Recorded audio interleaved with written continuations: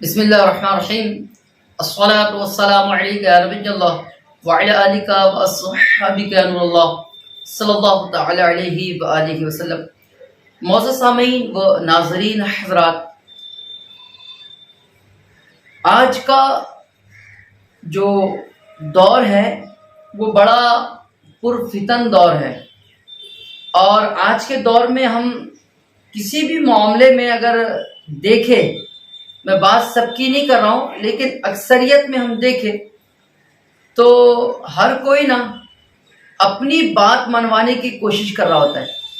ہم دیکھیں نا کہ آج کے دور میں بڑا کٹھن مسئلہ یہ بھی ہے کہ آئے دن کوئی نہ کوئی بات نئی سننے میں ملتی ہے جس سے تھوڑا سا دل تو دکھتا ہی ہے، لیکن بہت سارے لوگ یہ پوچھتے بھی ہیں، مقتدیوں میں، محبین میں یہ پوچھتے رہتے ہیں کہ بھئی ایسے جو مسئلے سامنے آتے ہیں اس کی وجہ کیا ہے۔ مسئلے کون سے؟ مسئلے یہ کہ بہت سارے علماء و ائمہ حضرات وہ واعظین و مقررین جو ہے صلح کلی کسی دیہات کے عالم کو یا شہر کے عالم کو یا تعلق کے والے عالم کو کہتے ہوئے نظر آتے ہیں، اور جن کو وہ صلح کلی کہہ رہے ہوتے ہیں نا، تو وہ صلح کلی جن کو کہہ رہے ہوتے ہیں تو پھر یہ کیا کرتے ہیں، پلٹ کر ان کو کہتے ہیں کہ یہ تشدد والے اور تکبر والے لوگ ہیں، یہ کیا جانیں گے۔ دیکھو میں آپ کو کہوں کہ یہ دونوں جو ہے نا، یہ دونوں اپنی جگہ ٹھیک ہے۔ آپ کہیں گے دونوں، جی دراصل بات صلح کلی کا لفظ جو ہے نا اس کے زبان پر آتا ہے جو سنیت کے ماحول میں رہ رہا ہو، جس کے ارد گرد جو ہے تو سنیت ہی سنیت ہو، اور وہاں دور دور تک جو ہے نا کوئی گمراہی فرقے والا اس کو نظر نہ آتا ہو، کوئی گمراہی فرقہ وہاں پر نہ ہو، تو ظاہر سی بات ہے تو اس کا بیٹھنا اٹھنا اس کا رہنا سب سنیوں میں ہے، سنی ماحول میں ہے، تو وہ اس کی عادت میں جو ہے نا وہ سختی آ جاتی ہے کہ کسی کو برداشت نہیں کرتا۔ لیکن صاحب وہ لوگ جو امامت کر رہے ہوتے ہیں یا چھوٹے موٹے مدرسے کھول کر سنیت کا کام کر رہے ہوتے ہیں، تو ایسی جگہ کام کر رہے ہوتے ہیں کہ جہاں پر 80% 90% جو ہے دوسرے عقیدے کے لوگ وہاں چھائے ہوئے ہوتے ہیں، کام کر رہے ہوتے ہیں، وہاں پر یہ جا کر 10% لوگوں میں کام کی شروعات کرتا ہے، تو اس کو کبھی کسی سے ملاقات بھی کرنی پڑتی ہے، اپنے مسلک کی بات پہنچانے کے لیے لوگوں کو جو ہے تو لوگوں تک پہنچنا بھی پڑتا ہے۔ تو ایسے لوگوں کی بات جب اوپر جب پہنچتی ہے کہ بھئی وہ تو ان سے ملاقات کرتے ہیں، ان سے بات کرتے ہیں، تو پھر اوپر والے کیا کرتے ہیں، سوچ سمجھ کچھ بھی نہیں، ارے وہ تو صلح کلی ہو گئے ہیں، وہ تو سب سے صلح کرنے لگ گئے۔ تو دیکھیے وہ بھی جو کہہ رہے ہیں وہ بھی غلط نہیں ہے، جو یہ کر رہے ہیں یہ بھی غلط نہیں ہے۔ ہاں اس کا ایک نتیجہ نکل سکتا ہے، بہت اچھا نتیجہ نکل سکتا ہے۔ جو لوگ صلح کلی کہتے ہیں نا کسی بھی مولانا کو، تو ان کو جو ہے 2 سال کے لیے کسی دیہات میں امامت پہ لگا دیں، آپ ایسے دیہات میں امامت پہ لگا دے کہ جہاں پر 8 مسجدیں دوسرے عقائد والوں کی ہو اور 1 مسجد اہل سنت کی ہو، ان کو خود ہی سمجھ میں آ جائے گا صلح کلی کس کو بولتے ہیں، خود سمجھ۔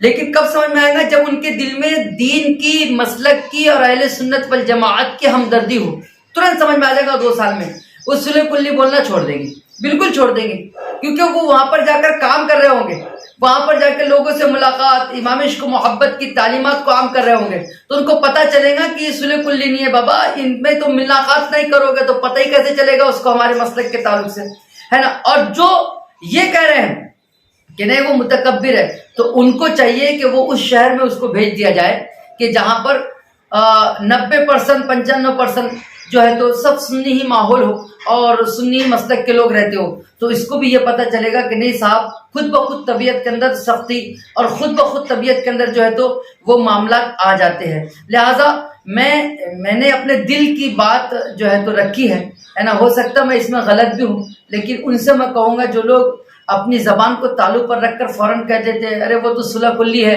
وہ تو یہ کلی ہے، وہ تو وہ کلی ہے، بابا جب دین کا کام تم دیہاتوں میں جا کر کرو گے نا تو تمہارے ہوش ٹھکانے آ جائیں گے صلح کلی کس کو کہتے ہیں۔ دین کے کام کو کرنے کے لیے کتنے پاپڑ بیلنے پڑتے ہیں، یہ پروگراموں میں جا کر موٹے موٹے نذرانے لے کر ہے نا، پلین سے یا بائی کار سے سفر کر کے صلح کلی بول دینا بڑا آسان ہے، بہت آسان ہے، لیکن دیہاتوں میں آپ جا کر دیکھو دیہاتوں کی کیا کنڈیشن ہے۔ آپ جو ہے تو چھوٹے چھوٹے گاؤں کی کنڈیشن جا کے دیکھو کیا حال ہے.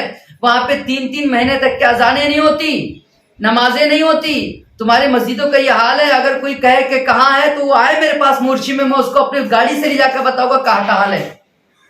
آپ دیہاتوں کی جو ہے تو خبر گیری کیجئے تو آپ کے آنکھوں سے آنسو جاری ہو جائے گا. اگر درد ہوگا تو آپ کو دین کا, اور آپ بات سلے کو لے کے کہتے ہو. اور جو یہ بھی کہتے ہیں کہ وہ تکبر ہے, ان سے بھی میں گزارش کروں گا, آپ کیسی بات کہہ رہے ہو کہ تکبر نہیں بابا. وہ جو ہے نا اس نے آنکھ ہی کھولی ہے سنی ماحول میں, اس نے بچپنا پورا سنی ماحول میں پایا ہے نا. اس کی ارد گرد کوئی ایسا اس کو محنت کرنے کی ضرورت ہی نہیں پڑی, کسی سے ملاقات کر کے دین پہنچانے کی ضرورت ہی نہیں پڑی. کبھی بد عقیدے سے اس کی ملاقات نہیں ہوئی کہ وہ اعلیٰ حضرت کی تعلیمات کو اس کے پاس رکھے. تو اس کو کیا معلوم ہے کہ صلح کلی کیا ہوتا ہے یا مطلب دین کا کام کیا ہوتا ہے نا. بھائی جو بیٹا امیر گھر میں پیدا ہوتا ہے نا تو اس کو دولت کی قدر نہیں ہوتی, ٹھیک ہے. اور جو بیٹا غریب گھر میں پیدا ہو کر دولت بڑی محنتوں سے کماتا ہے نا اس کو قدر ہوتی ہے. بس یہی سمجھو آپ کہ صاحب. اور پھر میں آپ کو چلتے چلتے یہ بھی بات بتا دوں کہ ہم اکثر یہ ہوتا ہے کہ ہر کوئی چاہتا ہے کہ میں نے جو بولا نا سب اس کے تائید کرے, سب اس بات میں ہاں ملائے. نہیں صاحب, جتنے بھی لوگ میری بات سن رہے ہیں نا, جتنے بھی وہ دل پر ہاتھ رکھ کے اپنے گھر کا خود کا جائزہ لے لے. 5 بھائی ہوں گے نا, 5 بھائی, 4 بھائی ہوں گے نا, تو چاروں بھائیوں کی جو کہ ایک باپ کی اولاد ہے, ایک ماں کی اولاد ہے, ایک چاروں بھائیوں میں ایک ہی خون گردش کر رہا ہے, لیکن وہ چاروں کا بھی ذہن ایک جیسا نہیں ہوگا, جی نہیں بالکل ایک جیسا نہیں ہوگا. کوئی کچھ سوچ رہا ہوگا, کوئی کچھ سوچ رہا ہوگا. یہی وجہ ہے کہ چاروں بھائی حافظ نہیں بنتے. کوئی قاری بن رہا ہے, کوئی عالم بن رہا ہے, کوئی مفتی بن رہا ہے, ٹھیک ہے, کوئی ماسٹر بن رہا ہے. ایسی جناب والا دنیاوی تعلیم کے اندر لے لے, کوئی ڈاکٹر بن رہا ہے, کوئی انجینئر بن رہا ہے, ٹھیک ہے, کوئی جو ہے تو ڈرائیور بن رہا ہے. تو چاروں بھائی ایک جیسے نہیں ہوتے. ارے بھائی اپنے گھر کی, اپنے باپ کی اولاد میں ہم اپنی بات نہیں منوا سکتے, اپنی بات کو رکھ نہیں سکتے, اور رکھے بھی تو یہ بالکل امید نہیں کر سکتے کہ یہ ہماری بات جو ہے تو قبول ہو جائیں گی. پھر ہم کو یہ توقع کیسے ہے, پھر ہمارا یہ گمان کیسے ہے کہ پوری دنیا ہماری بات مانے. نہیں, ہر کوئی اپنے حساب سے سوچ رہا ہے نا. کوئی کسی کا ذہن جو ہے نا, کسی کا دل, کسی کا ذہن, کسی کی تعلیم جو ہے نا یہ سکھاتی ہے کہ نرم مزاج رکھ کر لوگوں تک دین پہنچایا جائے. کسی کی تعلیم یہ سکھاتی ہے کہ نہیں بالکل نرم مزاج نہیں ہونا چاہیے, بالکل سخت مزاج سے جو ہے تو دین کی تعلیم پہنچائی جا سکتی ہے. کسی کا مزاج یہ ہو سکتا ہے, ہر کسی کا ذہن اپنے اپنے پاس ہے, ہر کسی کی سوچ اپنے اپنے پاس ہے, ہر کسی کا جو ہے تو ہنر اپنے اپنے پاس ہے. کوئی کس انداز سے سمجھا رہا ہے, کوئی کس انداز سے سمجھا رہا ہے, کوئی جنابی والا سمجھانے کا انداز کسی اور انداز سے ہے نا. کوئی فرائض کو بیان کر کے جو ہے تو لوگوں کو اپنی بات منوا رہا ہے, کوئی واجبات بتا رہا ہے, کوئی ولیوں کی تعلیمات سے جو ہے تو لوگوں کو دین پہنچانے کی کوشش کر رہا ہے. تو ہر کسی کا انداز جو ہے الگ الگ ہوتا ہے. یہی وجہ ہے کہ ہم کیا سوچتے ہیں کہ جو بات میں نے کہہ دی, بس جو بات میرے پیر نے کہہ دی پورا زمانہ اس کو مان لے. ایسا نہیں ہو سکتا, بالکل نہیں ہو سکتا. یہ تمہارا پیر تو پیر ہے نا, یہ تو کلمہ پڑھنے والا ہے نا. آقا صلی اللہ علیہ وسلم کلمہ پڑھانے والے ہیں, ان کی بھی بات پوری زمانے نے نہیں مانا. ہم پڑھے آقا صلی اللہ علیہ وسلم کی تاریخ کو, تو آقا کریم صلی اللہ علیہ وسلم جو کہ اللہ کے نبی بھی ہے, اللہ کے رسول بھی ہے, اور معجزات لے کر آئے ہیں. نہ جانے جس نے جو کہا اس کو فوراً انہوں نے اعجاز دکھائے, معجزے دکھائے, لیکن اس کے باوجود بھی لوگوں نے نہیں مانا صاحب.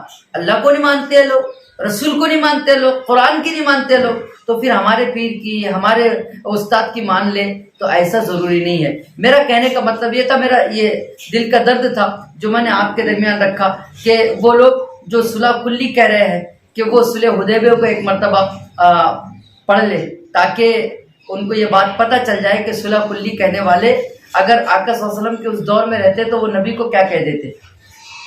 نبی نے جو صلح کی تھی نا, جی صلح حدیبیہ پڑھے آپ, نبی نے جو صلح کی تھی نا وہ کس سے کی تھی؟ کافر و مشرکین سے کی تھی, ٹھیک ہے. اب بہت سارے لوگ کہیں گے کہ صاحب وہ کنڈیشن الگ تھی. تو میں وہی کہہ رہا ہوں کہ کہاں کا کیا معاملہ ہے, کیا نصاب ہے, کیا کنڈیشن ہے, تم تھوڑی نہ جان رہے ہو. میرا یہ حق نہیں ہے نا, مجھے یہ حق نہیں پہنچتا نا میں کسی نئے شہر میں جاؤں اور وہاں پر کسی 2-3 لوگوں نے مجھے بتا دیے کہ بھئی ایسا. پہلے میں تحقیق کروں بھیا کہ ہو سکتا ہے. اب میں آپ کو کیا بتاؤں کہ کچھ عالم دین میرے نظروں میں وہ بھی ہیں کہ جن کے نرم مزاج سے کتنے بد عقیدہ لوگوں نے توبہ کر کے اہل سنت والجماعت کے پلیٹ فارم کو جو ہے تو اپنایا ہے. کیا بتائے, دیکھیے کیسا ہے, کون کس لحاظ سے کام کر رہا ہے. خدا را اللہ اس کا رسول کا واسطہ دے کر خدا را اس کو کام کرنے دو. اس کا حوصلہ افزائی نہیں کر سکتے ہو تو اس کے پیر کھینچنے کی بھی کوشش مت کرو. اگر تم اس کی تعریف نہیں کر سکتے ہو تو اس کی برائی بھی مت کرو، مت کیجیے برائی، اس لیے کہ وہ اہل سنت والجماعت کا ایک فرد ہے اور وہ اپنے حساب سے جیسا اس کو سمجھ میں آتا ہے ویسا کام کر رہا ہے. خدا را ایسا کام نہ کیجیے. اگر آپ کے جملوں سے یا آپ کی حرکت سے اس نے دین کے کام کرنے سے اپنے ہاتھ کو روک دیا تو اس کے ذمہ دار بھی آپ ہوں گے. اللہ تعالیٰ ہمیں سوچنے سمجھنے کی توفیق خیر عطا فرمائے.